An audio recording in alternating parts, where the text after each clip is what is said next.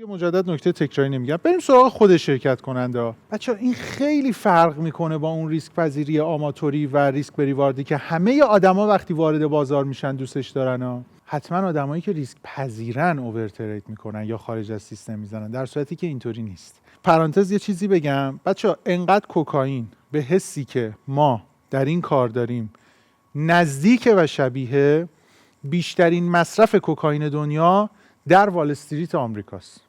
اینجا خانم قلیچخانی مثبت بود، بعدش خراب شد. در ترید و کار ما جوجه رو آخر پاییز میشمرن. درسته؟ خب رسیدیم به تحلیل این اپیزود.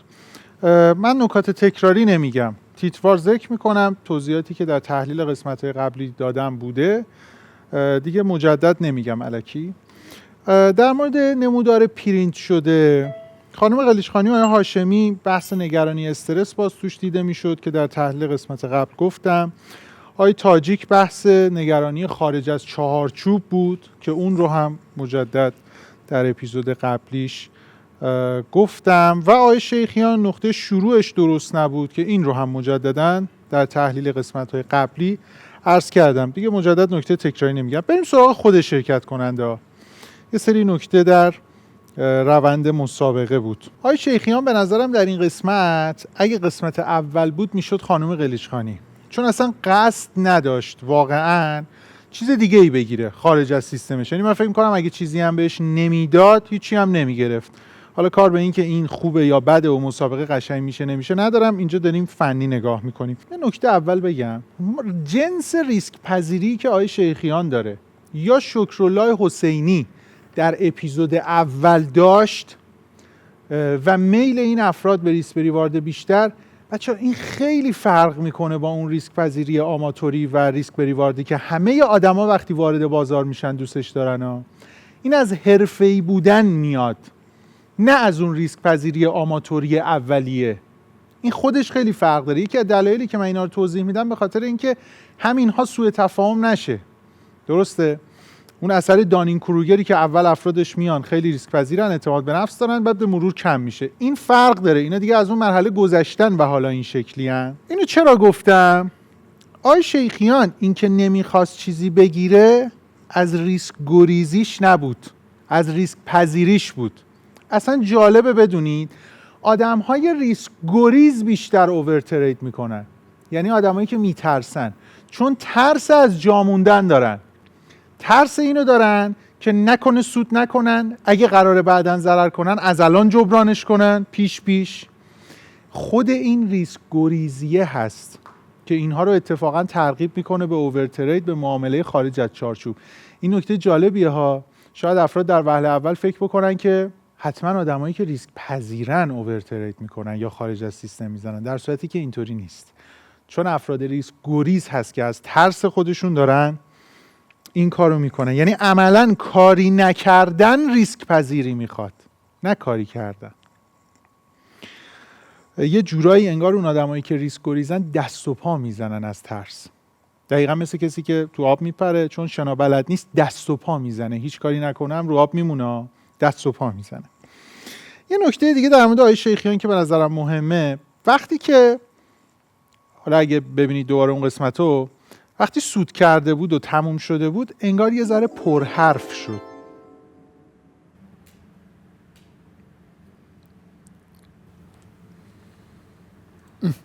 من یه ماهی گرفتم بعد از 34 دقیقه. اولین ماهی من با قلابه. تمام ریخت. بچه این اتفاق در همه ما میفته. ما وقتی مثبت میشیم کارمون تموم میشه دوپامین ترشح میشه، دقیقاً مثل زمانی که ما کوکائین مصرف کردیم. هیچ مواد مخدر دیگه ای نه ها، دقیقاً کوکائین. چون اصلا ساختار کوکائین کاری که با مغز ما میکنه با بقیه مواد مخدرها کلا فرق داره.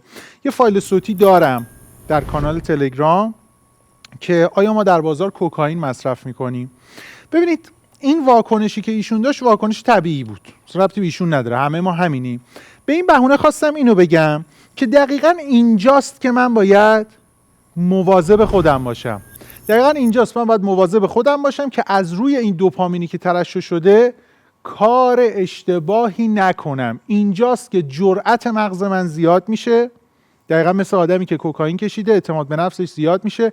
خیلی از سخنرانای بزرگ دنیا یا کسایی که از دوربین میترسن میگن قبل اینکه بری جلو دوربین کوکائین مصرف کن. خب یه پرانتز یه چیزی بگم بچه‌ها، انقدر کوکائین به حسی که ما در این کار داریم نزدیک و شبیه بیشترین مصرف کوکائین دنیا در وال استریت آمریکاست. خیلی حرفا و البته مباحث مربوط به بحث جنسی، چون اونم یه جورایی این درش دخیله. این از این. پس دقیقاً اونجا جاییه که ما باید مواظب خودمون باشیم. اون فایل صوتی رو هم گوش کنید که آیا ما در بازار کوکائین مصرف می‌کنیم. یه توضیح اونجا دادم. این از این. بریم سراغ خانم قلیچخانی. جالبیش اینجاست. در قسمت اول، اپیزود اول، شکرالله منفی بود تا لحظه آخر که کلی نکته گفتم دیدید چی کار کرد، کار اشتباهی نکرد، حواسش بود، ناامید نشد. اینجا خانم قلیچخانی مثبت بود، بعدش خراب شد. درسته؟ در صورتی که اولش مثبت بود، همونم نگه می‌داشت برده بود. حالا بحث ما بردن نیست. چی رو میخوام بگم؟ مجدداً بگم. در ترید و کار ما جوجه رو آخر پاییز میشمرن. درسته؟ اینو از چه بابت میگم؟ وقتی که مثبتیم جوگیر نشیم بدونیم هنوز آخرش نرسیده، وقتی هم منفی هستیم ناامید نشیم باز بدونیم که هنوز آخرش نرسیده. این از این جهت خیلی مهمه. کارگزاری WM دیگه داره کم کم بانک میشه، از کارگزاری داره فراتر میره. یکی از قدیمی ترین کارگزاری‌ها و یکی از بهترین کارگزاری‌های دنیاست. یه خدمت جدیدی داره ارائه میکنه که واقعاً مثلش وجود نداره. میتونید روی عددی که در حسابتون هست، بلنستون، بدون اینکه معامله بکنید یا کاری بکنید، سود سالیانه روز شمار به شما میده. درصد این سود با توجه به لولی که دارید تعیین میشه که میتونید برید توی کابینتون ببینید. این لولی هم که شما دارید بر اساس حجم معاملاتی هست که تا حالا انجام دادید که توضیحاتشو بهتون میدن. به نظرم خیلی راهکار خوبیه. هم برای موقعی که ما میخوایم دلاری بخریم نگه داریم، میتونیم اینجا نگهداری کنیم که حتی تا سالیانه 2% به ما سود بدن. هم برای اینکه داریم معامله هم میکنیم کنارش یک سودی روی بلنسمون میگیریم. از داخل لینک هایی که داخل کپشن هست ثبت نام بکنید، توی کابین معاملاتیتون گزینش رو میبینید و میتونید فعالش بکنید. اطلاعات دقیق ترش هم میتونید از پشتیبانی بگیرید. حتی در کامنت و نظرسنجیایی که من میپرسم که کی برنده شد، من تمام نظرسنجیایی که داریم تو کانال میذاریم در هر اپیزود، چون روش کار دارم، نکته دارم، میخوام تحلیل بدم. باز اونجا ما نگاه میکنیم اکثر افراد نمیتونن برنده رو درست تشخیص بدن. چرا؟ چون که اونا میان نگاه میکنن الان کی مثبت تره، کی بهتر حرف زد. یعنی چی؟ باز یه فایل صوتی در کانال تلگرام هست. ذهن ما خطی فکر میکنه اما بازار کاتالیکیه، خطی نیست. یعنی ذهن ما میاد 2 تا 4 تا میره جلو، در صورتی که چون ما جوجه رو آخر پاییز باید بشمریم تو کارمون، این درست از آب در نمیاد. که این باز مجدداً تایید کننده همین موضوعه. باز اینو از این جهت دارم میگم که بدونید چون ذهن ما خطی فکر میکنه، وقتی مثبتیم جوگیر نشیم، وقتی منفییم ناامید نشیم. این موضوع رو از بالا ببینید، درکش کنید، خیلی مهمه. یه نکته بعدی، یه اتفاقی که حالا الانم برای آقای هاشمی افتاد، ما تا اینجا برنده شانسی نداشتیم، حتی مثبت شانسی هم نداشتیم. اگر هم ما داریم میگیم در این برنامه شاید شانس دخیل باشه، فقط سر اینه که مثلا شاید روز خوب سیستم من امروز نیست، همین. یعنی یه ذره از نظر زمانی جلو عقبیم، وگرنه شانسی تا الان کسی اینجا مثبت نشده که هیچ نبرده. خب اینو چرا دارم میگم؟ بچه‌ها خیلیا متاسفانه هنوز ته دلشون امید به شانس دارن. وقتی یکی خرابکاری میکنه خارج از سیستمش یه چیزی میگیره، چرا داره اینو میگیره؟ میگه بابا شانسی، حالا شاید این درست شد. این بده. یه دونه محتوا داریم که حالا اگه نشونش بدن که توی این لوپ ضرر نیفتیم. این لوپ سقوط ماست. خب چرخه سقوط ماست. چون من کار بد میکنم، وای به حالم که سود کنم، دوباره تشویق میشم اون کارو میکنم. اگه فکر میکنید یه بار این کارو میکنید و میتونید جلوی خودتون رو بگیرید، کاملا اشتباهه. نمیتونید جلوی خودتون رو بگیرید. انقدر اون چرخه رو ادامه میدید تا منهدم بشید. پس مهمترین کار اینه که تو اون چرخه نیفتید. توضیح توی اون فیلم دادم، کوتاه بخوام بگم میگم دقیقاً مثل اعتیاد میمونه. ما خیلی راحت تره که درگیرش نشیم.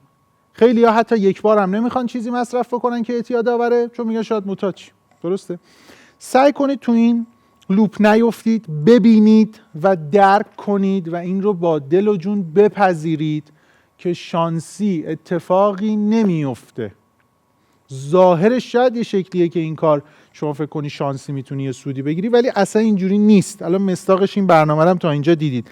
الان هاشمی اومد شانسی یه بتی کرد، یه شرط بندی انگار کرد که چون برای مسابقه است این کارو کنم، رکورد زد، در ضرر رکورد زد. ما تا حالا همچین ضرری اصلا تو مسابقه نداشتیم. نکته بعدی به بهونه همین شانس و کلا خیلی رفتارهای بد معاملاتی دیگه. ببینید من میگم ما معیارمون باید درست و منطقی گرفتن باشه. خب یه چیزی که بهش فکر بکنید، شخص وقتی میاد اینجا تو این مسابقه نگران یه چیزیه، میگه نکنه من یه کار بد بکنم، حتی اگه سودم بکنم، حتی اگه ببرم، امکان داره مردم بیان کامنت بذارن بگن این که شانسی بود، این که خطا کرد و برد. یعنی یه لحظه این که حس میکنه بقیه دارن میبیننش، هدفش میشه درست کار کردن، نه پوله. این چیز خوبیه. دقیقاً ما باید تو کارمون هدفمون درست کار کردن باشه. یعنی کار بد رو خارج از سیستم هر چیزی، خب ما باید در ذهنمون سخیفش کنیم. ما باید به مصداق یه کار خجالت آور تبدیلش بکنیم. یه ویدیو دارم تمرکز برای ترید، اونو ببینید تو یوتیوب، باز تامنیلش رو بیارن که راحت‌تر پیداش بکنید. من اونجا توضیح دادم که چی کار بکنید. تو اون حالت خیلی خوبه که این رو هم به خودتون القا بکنید که این کارهای بد رو سخیف بشمرید. خب این باعث میشه که اون کار دیگه نکنید. یعنی هدف ما از سود یا ضرر بره کنار. خب نکاتمون همین بود. نکته تکراری نگفتم. قسمت‌های تحلیل رو حتما ببینید. چیزایی بود که در اپیزودهای تحلیلی قبل من گفته بودم، اینجا مجدد تکرارش نکردم. انشالله ما در دوئلمون نکاتمون جنسش عوض خواهد شد در فصل دوم، چون اونجا مسابقه به شکل دیگه‌ایه، مخصوصا از نظر مقایسه سیستم ها و اتفاقاتی که میفته خیلی تغییر خواهد کرد. ویدیو رو لایک کنید حتما و اگر گروهی یا دوستانی در این حوزه دارید حتما براشون بفرستید و شیر بکنید. انشالله که موفق باشید و انشالله ما همون بازخوردی که میخوایم رو از این برنامه بگیریم. بریم یه خداحافظی بکنیم و بریم به قسمت فینالمون برسیم. خب قسمت چهارممون هم به پایان رسید. تحلیل هاش رو شنیدید. امیدوارم آن چیزی که در ذهن منه بتونه در ذهن شما هم اتفاق بیفته. نکاتی که تو قسمت های تحلیلی میگم که باید بهش توجه بشه. به نظر من مصاحبه ها مهمه، مثل یک آزمایشگاه باید نگاهش بکنیم. ممنون که برنامه رو میبینید، ممنون که ویدیوها رو لایک میکنید و توجه میکنید. نظراتتون رو به ما انتقال بدید. فصل دوم برنامه بعد از فینال فصل 1 به شکل دیگری خواهد بود و قوانینش و ساختارش فرق خواهد کرد که توضیح میدیم. ممنون که ما رو دیدید، ممنون که لطف داشتید. تشکر. خداحافظ.